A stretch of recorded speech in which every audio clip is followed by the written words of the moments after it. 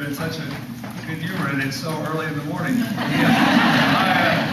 I've been driving around, these long drives because it's a good clear day today relative to the last few days, but we've been driving everywhere. I'm so glad to be here, and I thank you for coming in this holiday season when doubtless you have a lot of other demands on your time on the last weekend before Christmas.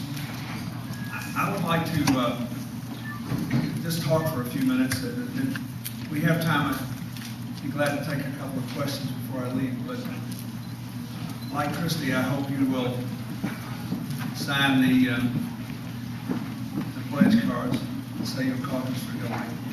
And I'd like to tell you why. I think we all sense, and your presence here today proves it, that this is quite an important election. There are a lot of opportunities out there for America. It's an exciting time to be alive. It's very different than it was when I first ran. It's hard for me to believe it was only 16 years ago now. When I ran for president, the average cell phone weighed 5 pounds.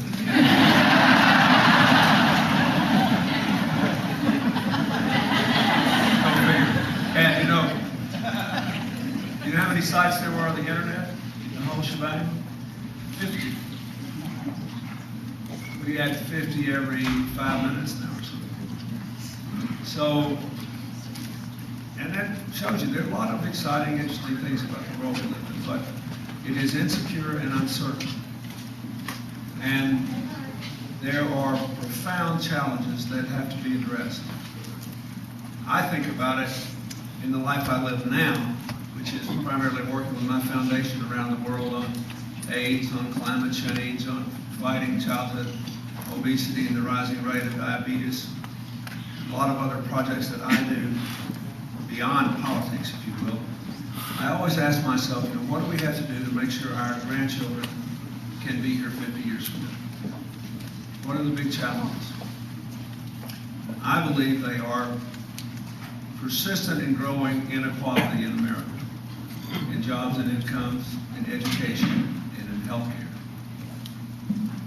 The conflicts people have over our differences, our religious, our racial, our cultural differences that you see all over the world where people think our differences are more important than our common humanity. Al-Qaeda is sort of the #1 example of that. They are a high-tech organization devoted to destroying the different. Anybody who disagrees with them. But on a much less toxic level, the level of agitation in the debates in America over the immigration issue give us an idea of how, and all over the world, of how challenging it is for us to manage our differences in an interdependent world. And the third big problem we have is climate change, because if we don't do something to arrest it, then the conditions under which opportunity are created will be dramatically changed in the next few years. Good news is that arresting it is the best way to grow our economy and reduce inequality. I'll come back to that. But in that context, and you have the particular things, the ongoing Iraq War, the strain is put on our effort to get a stable situation in Afghanistan and hold accountable the leaders of Al-Qaeda, the people who actually did 9/11, which we have not done because the current government believes Iraq is 6 times more important than Afghanistan. These strains that have been put on the American military, the alienation of our allies around the world, the diversion of our attention and resources to the need to reform our health and education systems in America and to create more jobs here. All these things have created a very combustible mix. And into that, you have to pick a new president. I believe you should pick Hillary for 3 reasons. Number one, in any election, the president has to offer a vision of where we're going to go compared to where we are now. That's very important. And it always is a version of the eternal mission of America. Our founders set up this country and pledged their lives, their fortunes, their sacred honor to form a more perfect union. Every election, really, every important election, requires the American people to redefine what it means to make our union more perfect. Those people were really smart. They realized we would never be perfect, but we can always make progress. That's what more perfect union means. It means, okay, we will never be perfect, but we can always do better than we're doing today, and at every age and time we'll have to redefine that. So, reason number one, I like Hillary's vision. She says that our definition of moving toward a more perfect union requires us to do three things.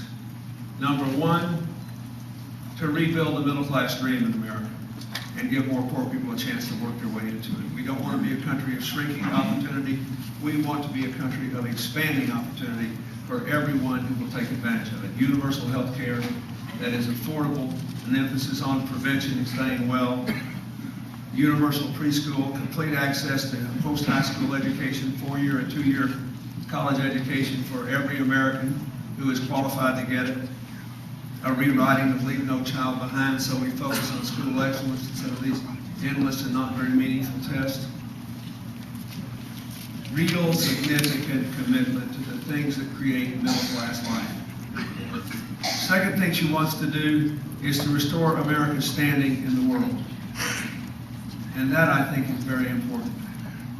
Half the world is mad at us for a very simple reason. They think we don't care about them or what they think. She wants to say to the world, we know there are very few problems we can solve on our own, therefore our policy will be to cooperate with you whenever we can and act alone only when we have to, not the other way around. We know that any military action carries unintended consequences and personal tragedy. Therefore, our policy will be to pursue vigorous diplomacy whenever we can and only use military force as an absolute last resort.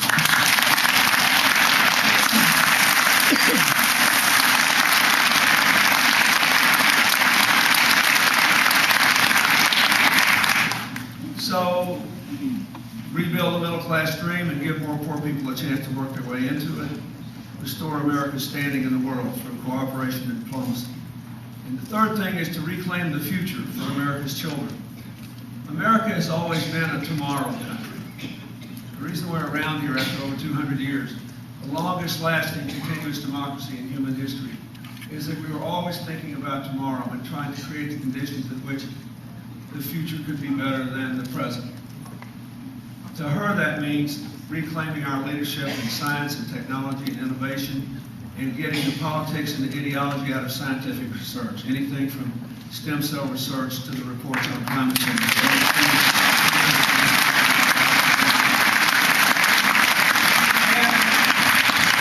And it means a vigorous effort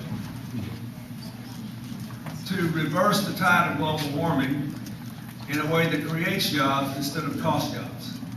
She believes, and I heartily agree, and I have some experience with this now because I work literally in 40 cities on 6 continents on climate change. Her position is that if you want to rebuild a middle-class life in America, if you want to give America a way of cooperating with other countries, and if you want to secure the future for our children, the single best way to do it is make a serious, all-out commitment to a clean, efficient, independent energy future. It will create millions of jobs that cannot be outsourced at every level for people with college educations and people who don't even finish high school or are willing to be trained as green-collar workers. It will create jobs in rural areas, small towns, suburbs, and big cities. It will also stop sending hundreds of billions of dollars a year to other countries who use the money in ways that are not in our interest or consistent with our values. We have to do that.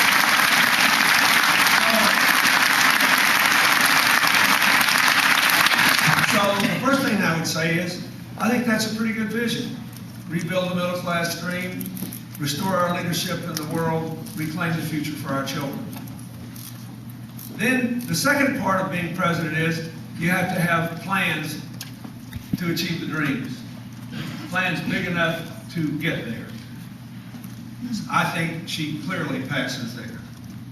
She's got a very detailed economic plan, a very detailed education plan, a very detailed healthcare plan, and a really detailed energy plan, which, as I said, feeds into the economic plan. Everything she proposes to do is fully paid for. I'll just give you an example that I think is quite important. Let's look at healthcare. With healthcare, we know that the biggest problem for most of us is the risk of losing healthcare.